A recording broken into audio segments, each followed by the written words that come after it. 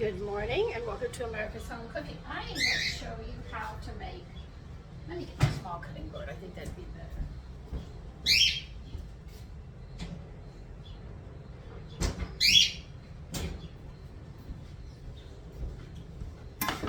I'm going to show you how to make ginger beer. I got a piece of ginger here and we're going to grater this up. Now, ginger beer is the drink that West Indians usually serve with their curries. My husband introduced this to me. Now, if you buy it in the store, in the bottles, you'll notice it's carbonated. You can buy carbonated water if you want, but you're going to take the ginger and you're going to be gratering it. I mean, you're really going to be gratering it. You're going to put it in a pot.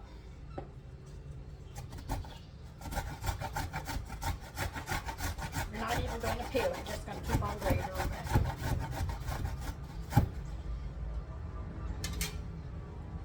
it. I'm going to grater it over the pot. I think that'll be better. Let the juice fall into it as well. That's a big piece of ginger that I did, but it's going to make very little ginger beer, but it's good.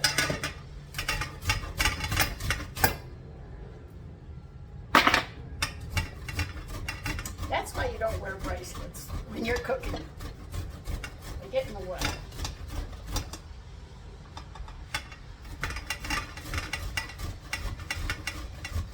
So what we're going to do is we are going to grater this whole thing of ginger, and then we're going to put water in it and we're going to boil it. And we're going to cook it down and make it into a syrup. Now if you don't want it into a syrup to carbonate, you just cook it until the ginger flavor is strong.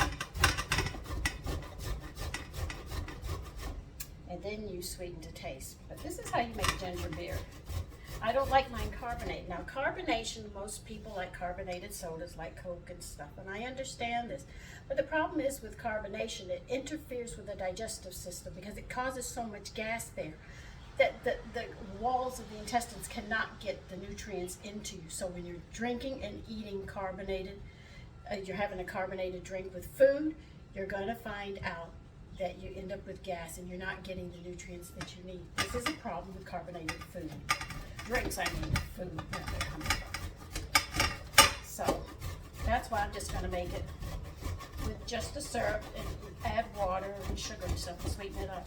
But this is going to be cooking for a while.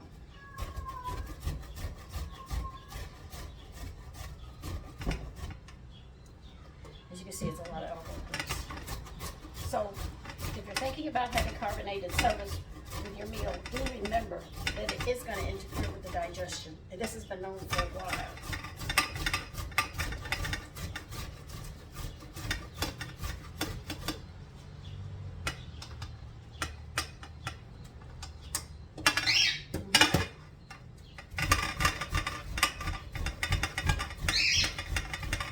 So Cokes, if I have a Coke in the house, you can bet I'm using it as a syrup, and what I will do is I'll let it go flat and then use it. That's how we used to get rid of gas, especially colic for the children. Of course, my sons didn't get it often. I think once or twice they had it, especially when they started teething, because all they wanted to do was nurse. And the pacifier just puts a lot of air, into their system, which is going to cause them to be gassy as well. Baby is something that you can use as well. Now see, it's down to this point. Just throw it in the pot. You're going to throw everything into the pot.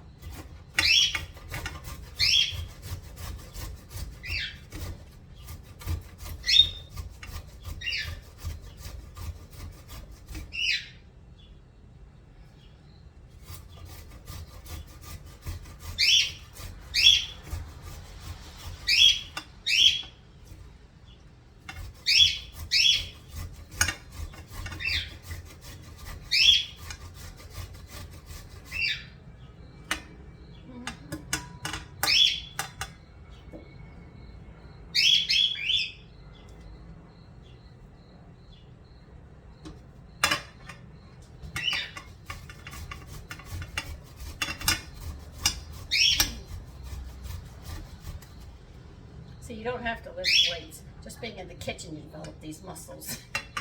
I shocked myself. I was stretching. I said, dang, I got a muscle and a half there.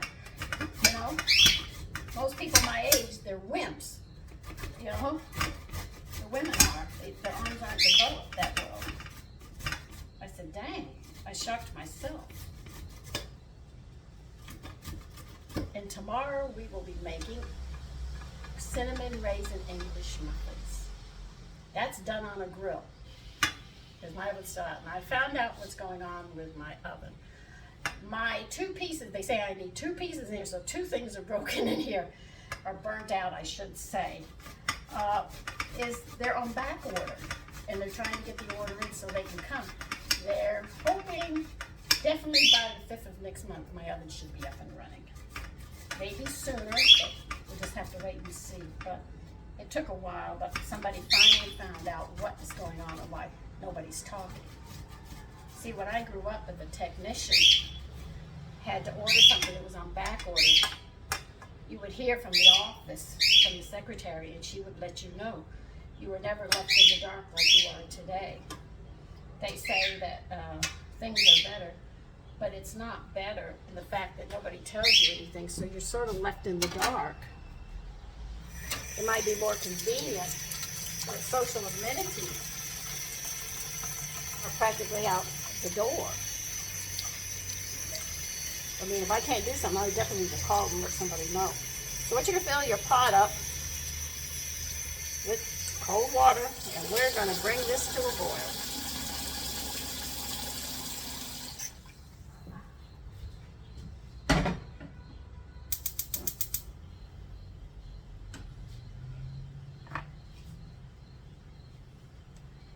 Okay, so let's get that going and we'll see how it finishes up nicely.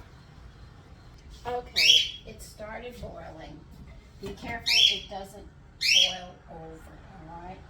I'm going to keep the lid cocked, and I have it on simmer, and I'm going to let this cook like this for a very long time, probably about 3 hours. If the water gets too low, I'll add more water, bring it back to a boil and simmer it. Because I'm not going to make a syrup out of this. What I'm going to do is just make the drink. But if you want it as a syrup, you'll want to cook it down with sugar in it, so it's concentrated. That's not what I'm doing. I'm just making ginger beer simple. Okay? So I will see you. That'll have to be part 2 because I have to step out again today, and I'm going to be gone. So when we move to the next step, it'll be part 2 of ginger beer.